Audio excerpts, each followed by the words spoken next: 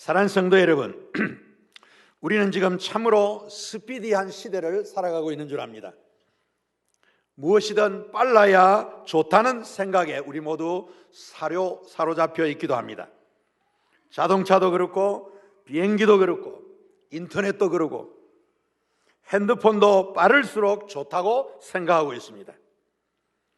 요즘은 인터넷의 속도도 4G 시대를 넘어서 5G 시대로 넘어갔다고 이야기하고 있습니다.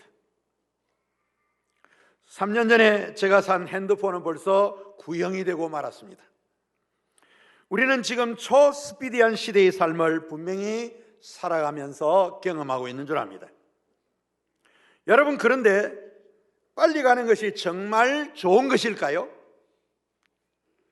정말 빨리 가는 것이 성공의 비결일까요?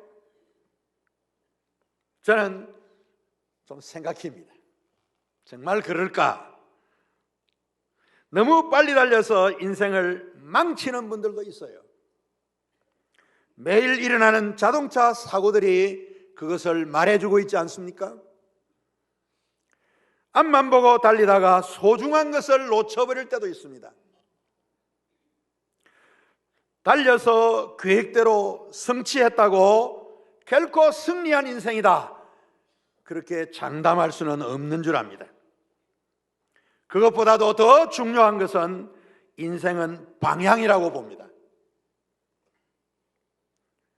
현대인들은 방향도 모르고 그저 달리고만 있지 않나, 이런 오해가 생겨집니다. 저의 오해이기를 바랍니다. 방향과 목적을 분명히 하는 것이 빨리 달리는 것보다도 훨씬 더 좋다, 이런 생각을 해보게 됩니다. 하나님은 분주한 우리의 인생길 앞에 가끔 장애물을 놓아서 우리의 발걸음을 멈추게 하실 때가 있습니다. 삶에서 멈춰야 할 때를 경험한다면 그것은 자신을 되돌아보라고 하는 하나님의 사인인 줄을 믿으시기 바랍니다. 나의 신앙과 믿음이 올바른지, 내가 가고 있는 인생의 방향이 정말 하나님의 길을 가고 있는 것인지 되돌아보라고 하는 사인이라 그 말입니다. 왜냐하면 하나님은 그 멈춤을 통해서 우리에게 은혜를 베푸시기를 원하고 있기 때문입니다. 오늘 성경 본문에 보면 예수님도 급한 길을 가시다가 멈추어 서신 것을 보게 되는 것입니다. 그 이유가 무엇이었을까요? 본문을 자세히 한번 보시면 좋겠습니다. 예수님은 이 본문에 나와 있지 않지만 다른 성경과 비교해 보면 데가볼리 지역에서 기적을 행하시고 천국의 복음을 가르치신 후에 배를 타고 가버나움으로 건너가셨다, 그렇게 일러주고 있습니다. 그런데 이 데가볼리에서 일어난 일들이 소문을 들었는지 많은 사람들이 역시 가버나움으로 몰려와서 예수님과 동행하게 되었다는 이야기입니다. 이들 무리 중에는 회당장 야이로라는 사람이 있었습니다. 이 회당장은 유대인의 회당을 관리하는 책임자로서 아마도 그 지역에서 존경받는 명예와 권세를 가진 인물이기도 했습니다. 그런 회당장이 지금 본문에 보면 예수님 발 앞에 무릎을 꿇고 엎드리게 된 것입니다. 무슨 일일까요? 이유가 무엇이었을까요? 그의 12살짜리 딸이 중병에 걸려 죽어가고 있었기 때문입니다. 여러분, 자식이 중병에 걸려 죽어가고 있는데 가만히 있을 부모는 없겠죠. 자존심을 접고라도 누구에게든 무릎을 꿇을 수 있는 것이 부모의 마음인 줄로 생각해 봅니다. 지금 회당장은 딸의 병 때문에 예수님께 찾아와서 무릎을 꿇고 간절하게 주님의 도움을 요청하게 되었던 것입니다. 제발 우리 집에 오셔서 딸에게 한 번만 안수하여 살려주세요, 탄원하였습니다. 이때 예수님은 회당장 야이로의 상황이 매우 급하다는 것을 직감하시고 제자들을 데리고 야이로의 집으로 향하게 되었습니다. 이때 제자들뿐만 아닙니다. 다른 무리들도 예수님을 그대로 따랐던 것 같습니다. 그런데 갑자기 예기치 못한 일이 발생하게 되었습니다. 무슨 일인가 하니 한 여인이 예수님 뒤로 와서 예수님의 옷자락을 만지게 된 것입니다. 그 여인은 12해 동안 헬루병을 앓고 있던 환자였습니다. 헬루병은 불경하다고 여기는 수치스러운 질병이었습니다. 여인은 아마도 이 병을 고치기 위하여 12해 동안 의사도 찾아가 보고 좋다는 약도 먹어보고 많은 비용도 들여보았지만은 어떤 방법으로도 이 여인은 낫지 못했습니다. 질병을 고칠 수가 없었어요.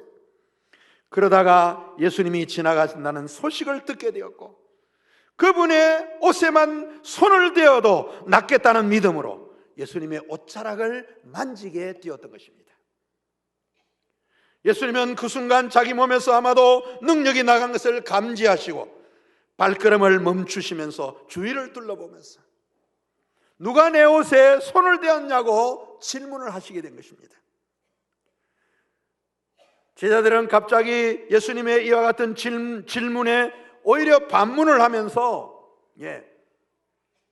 어찌 그런 질문을 하십니까 하고 제자들은 반문을 하면서 본문 32절에 보면 예수님은 이러한 일을 행한 여자를 보려고 둘러보았다, 그렇게 기록되어 있습니다.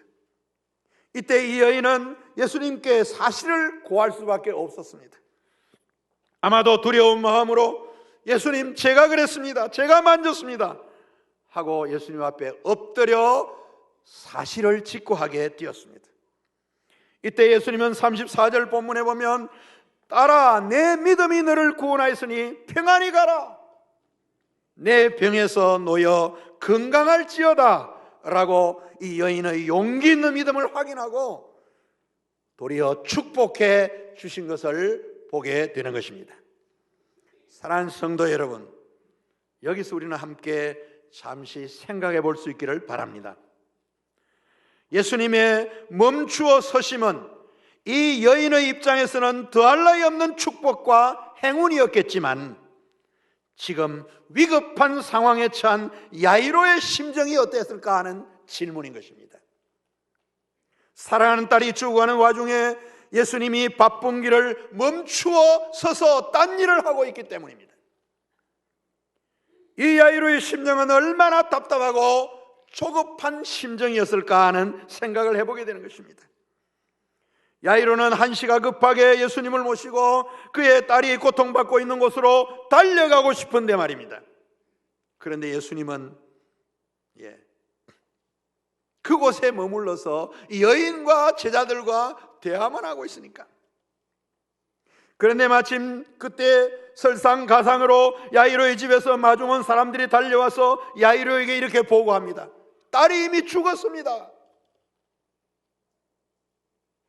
이 소식을 들은 야이로의 심령이 또한 어떠했겠습니까? 설상가상으로 길을 막았었던 이 여인이 아마도 원망스러웠을지 모르겠습니다. 아니, 이 여인 때문에 바쁜 길을 멈춰서서 지치하고 있는 예수님도 원망스러웠을지 모르겠습니다. 생각하면 예수님이 가던 길을 멈춘 것은 회당장 야이로의 가정에는 큰 불행을 초래한 결과가 나타나게 되었기 때문인 것입니다. 여러분, 우리 자신의 삶을 한번 되돌아볼 수 있기를 바랍니다. 우리가 달려가던 인생길이 막혔을 때에 어떻게 해야겠습니까? 육신의 병이나 환경의 변화 때문에 어쩔 수 없이 가야 하는 길을 포기해야 할 때 우리는 어떻게 행동하십니까?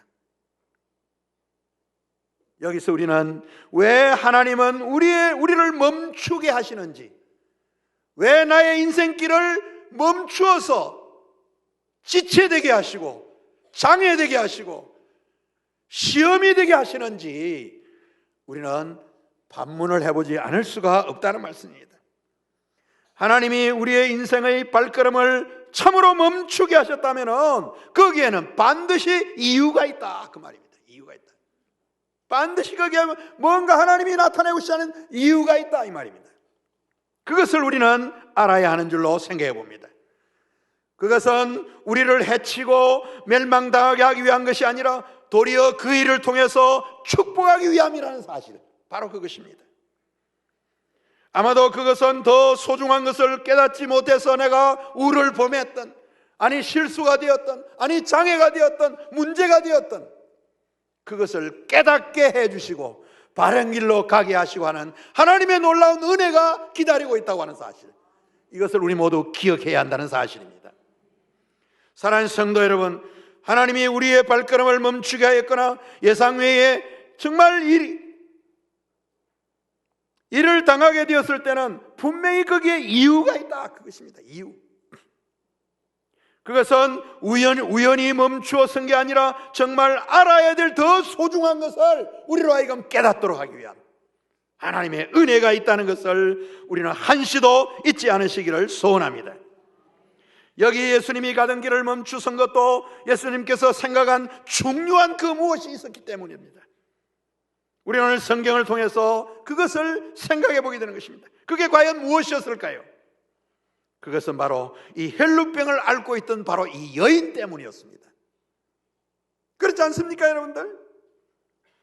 이 여인을 만나서 여인 때문에 예수님이 지체하고 계신 거예요, 지금. 여러분, 예수님 당시에 이 여인의 신분은 매우 낮았습니다. 동등한 인격자로 대접받지도 못했던 미미한 존재가 바로 여인의 신분이었습니다. 그런데 이 여인은 병까지 걸려 있습니다. 한 해도 아니고 12해 동안 수치스러운 질병으로 고통받고 있던 사람이었습니다. 그러니까 예수님은 바로 이 여인 때문에 멈추어 섰다는 것을 우리는 깊이 보아야 되는 것입니다. 그 여인을 구원하기 위해서 주님은 가던 길을 기꺼이 멈추어 서서 지금 지체하고 있는 것입니다. 야이로의 시각과 이 여인에게 베푸시고자 하는 하나님의 은혜 사이의 충돌이라고 볼 수가 있습니다. 여기서 우리는 예수님의 생명을 아끼시고 구원하시는 생명 존중의 가치관을 발견하게 되는 것입니다. 우리 모두 잘 알고 있는 대로 예수님은 인간의 생명을 구원하기 위해 오신 우리의 구세주이십니다. 천하를 얻고도 내 생명을 잃으면 무슨 소용이 있느냐고 일러주셨던 분이 바로 예수님이십니다. 생명을 살리는 것보다 더 중요한 것은 예수님에게 없었다고 우리는 말할 수 있는 줄 압니다. 예수님은 바로 그 일 때문에 가던 길을 멈추어 서신 것입니다. 생각하면 인간을 구원하는 바로 그 일 때문에 죄인된 우리들을 다시 살려주시기 위해서 다시 하나님의 사람으로 만들고 하나님의 자녀로 만들고 하나님의 백성이 되어서 주의 은혜 안에서 살아가는 복된 인생들이 되도록 그는 우리를 구원하러 오신 메시아라는 사실인 것입니다. 사랑하는 성도 여러분, 우리 자신을 한번 돌아보면서 지난 새해를 시작한 지가 엊그제 같은데 벌써 반년이 지나가고 있습니다. 그동안 반년 동안 우리는 무엇을 향하여 그렇게 급히 달려가려고 애를 쓰셨는지 우리 자신 한번 되돌아보기를 바랍니다. 그리고 남은 6개월의 기간은 무엇을 향하여 또 그렇게 급하게 달려가시려고 하시는지 우리 자신을 한번 되돌아볼 수 있기를 소원합니다. 한 영혼을 사랑하는 그것이 우리 주님의 관심사인데 반해서 오늘 우리는 정반대의 방향으로 달려가고 있지 않은지 그것을 한번 되돌아보라는 말씀입니다. 우리 모두 자신을 되돌아보면서 주님이 원하시는 길들이 무엇인지를 새롭게 인식하고 그 길을 묵묵히 따라가는 우리 모두가 되기를 소원합니다. 여러분, 우리의 인생길에 참으로 소중한 것은 무엇일까요? 급히 한 걸음 빨리 도달하려고 경쟁심을 발휘하는 그것일까요? 그래서 거기서 얻으면 그것이 과연 성공일까요? 급히 한 걸음 빨리 가서 남들보다도 먼저 쟁취하는 그것이 성공일까요? 거기에 도달하는 그것이 바로 중요한 내 인생의 전부일까요? 아무도 그렇게 대답할 수는 없는 줄 압니다. 오늘 예수님께서 발견하는 이 멈춤은 생명의 사랑과 구원을 위해서 가던 길을 멈출 줄 아는 바로 예수님의 그 태도입니다.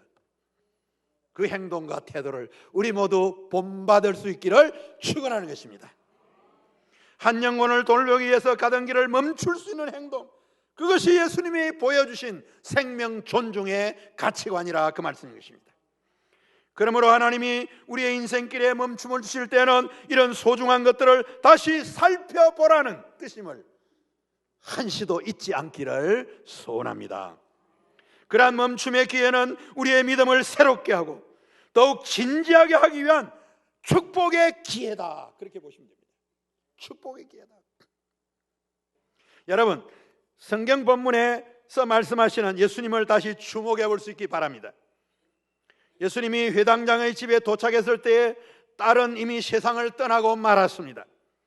사랑하는 딸의 죽음으로 모든 상황이 끝난 것입니다. 그런데 예수님은 말씀하고 있습니다. 뭐라고 말씀할까요?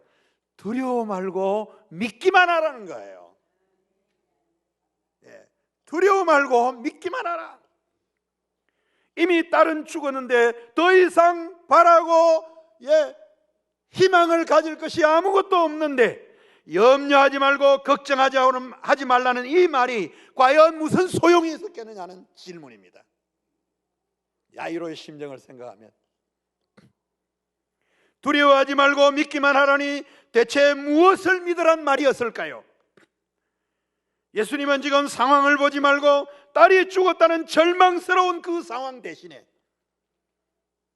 믿음으로 역사하시는 주님의 역사를 바라보라, 그 말 아니겠어요? 생각하면 예수님이 길에서 멈춰서서 자기 옷깃을 만진 여인과 대화를 나누면서 시간을 지체했던 것은 바로 이 해당장 야이로의 인내하는 믿음을 시험하지 않았나, 이렇게 생각해 볼 수가 있어요.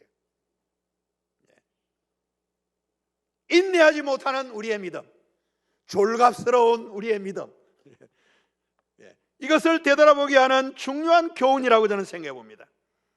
지금 야이로에게 닥친 상황은 그가 바라는 게 전혀 아니었습니다. 야이로는 예수님께서 그의 병든 딸에게 손을 얹어 낫게 해주기를 바랬던 바로 그것이었습니다.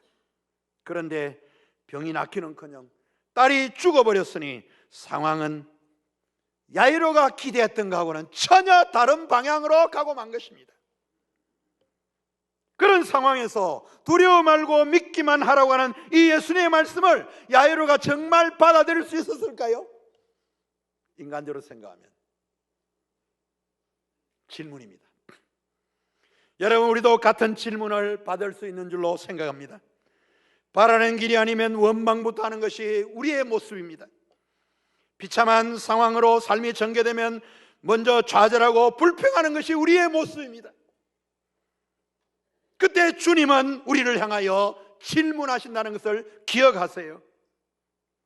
모든 것이 너를 대적하고 모든 꿈과 계획이 깨어지고 모든 것이 무너진 것처럼 보일 때에도 그래도 나를 믿을 수 있느냐? 주님은 이 질문을 오늘 우리를 향하여 던지신다는 사실을 한시도 잊지 않기를 소원합니다. 이러한 주님의 물음에 언제든지 주님만을 따르겠다고, 주님만을 신뢰하겠다고, 주님만을 의지하고 그에게 내 모든 인생을 걸겠다고 고백할 수 있는 우리 모두가 되시기를 축원하는 것입니다. 그게 바로 믿음입니다. 여러분 보세요. 해당장 야이로의 집에서 지금 어떤 일이 벌어지고 있습니까? 예수님이 그 집에 당도했을 때에 사람들은 이미 통곡하고 있었습니다. 한마디로 장례식장이었습니다. 어린 여자아이의 죽음을 애통해하며 애끓는 심령으로 모두가 울부짖고 있었습니다. 사랑하는 자식이 죽었는데 가만히 있을 부모는 없겠죠. 죽음으로 끝났는데 얼마나 그 마음들이 격동되었을까요? 슬퍼하며 통곡하는 것이 당연지사 정상이었습니다. 그 중에는 예수님을 보고 비웃는 사람들도 있었을 것입니다. 다 끝났는데 이제 와서 뭘 하자는 시기냐고 비아냥거리는 사람들도 있었을 것입니다. 그런 본문이 성경에 나와 있습니다.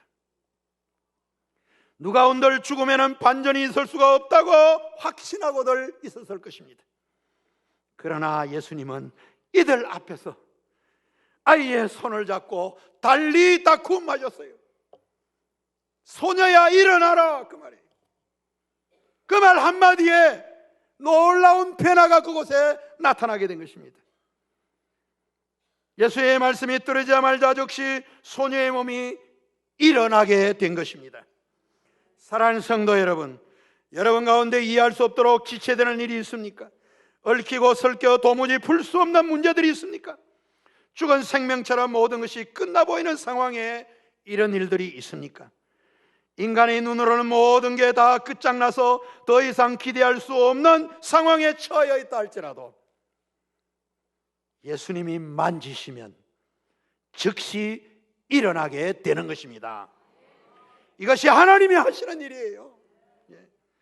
아무리 노력해도 풀리지 않는 문제, 수많은 사람들을 동원해도 풀리지 않는 문제, 우리 주님이 개입하시고 만져주시면 다 해결된다는 사실을 잊지 않기를 바랍니다. 그러므로 금년 한 해 동안도 선물로 주신 이 해를 이제는 지난 반년 동안 우리가 긴급하게 달려오기도 했지만, 그러나 모든 인간적인 행위의 조급함과 안달함을 멈추고 우리 주님 그분을 더욱 의지하면서 우리의 인생의 마지막을 향하여 약속된 그곳을 향하여 힘있게 걸어갈 수 있는 우리 모두가 되기를 축원하는 것입니다. 이제 설교 마치겠습니다. 사랑하는 성도 여러분, 하나님이 우리 인생길에 허락하시는 멈춤과 장애는 우리에게 축복의 기회입니다. 중도에서 멈춰야 할 때 절망을 추스르고 우리를 멈추게 하신 이유를 생각하는 것입니다. 좌절하거나 나가 떨어지면 안 됩니다. 지금의 멈춤 뒤에는 준비된 큰 기적이 반드시 기다리고 있습니다. 그것은 인간의 일이 아니라 하나님의 역사를 믿고 인간의 노력과 전력으로 움직이는 대신에 하나님의 역사에 초점을 맞추어서 나아가는 것입니다. 여러분, 정치적인 환경을 지나치게 의지하지 마십시오. 정치적인 환경은 언제나 변화되는 것입니다. 오늘은 순풍이 불어도 내일은 폭우가 몰아칠지 모릅니다. 여러분, 사람들을 너무 믿지 마세요. 우리 서로를 불신하란 말까지 들릴지 모르겠는데 오해 없기를 바랍니다. 너무 인간을 의지하지 말라, 그 말입니다. 하나님을 제껴놓고. 인간은 이익에 따라 변하고 항상 계산 따라 움직이는 게 현대인들의 모습입니다. 사람을 따라가면 언젠가는 실망하게 됩니다. 그러나 하나님은 끝까지 우리를 사랑하십니다. 그의 약속하신 것을 반드시 이루어 주시는 분이십니다. 그분이 우리가 믿고 따라가는 예수 그리스도 구원의 주라는 사실을 한시도 잊지 않으시기를 소원합니다. 신실하신 하나님, 우리 주 예수 그리스도를 붙잡고 나가면 지금의 멈춘 발걸음도 기적으로 바뀐다는 사실을 믿으시기를 바랍니다. 주님은 바울의 입을 통하여 이렇게 말씀하십니다. 로마서 5장 3절에서 4절. 다만 이뿐 아니라 우리가 환난 중에도 즐거워하나니 환난은 인내를, 인내는 연단을, 연단은 소망을 이룰 줄 알미로라고 고백하였습니다. 계시록 2장 10절에도 내가 죽도록 충성하라, 그리하면 내가 생명의 면류관을 내게 주리라고 약속해 놓고 있습니다. 사랑하는 성도 여러분, 우리 모두 멈추어 섬을 통하여 베푸시는 하나님의 은혜를 오늘도 가득 경험하며 살아가는 복된 인생이 되기를 축원합니다.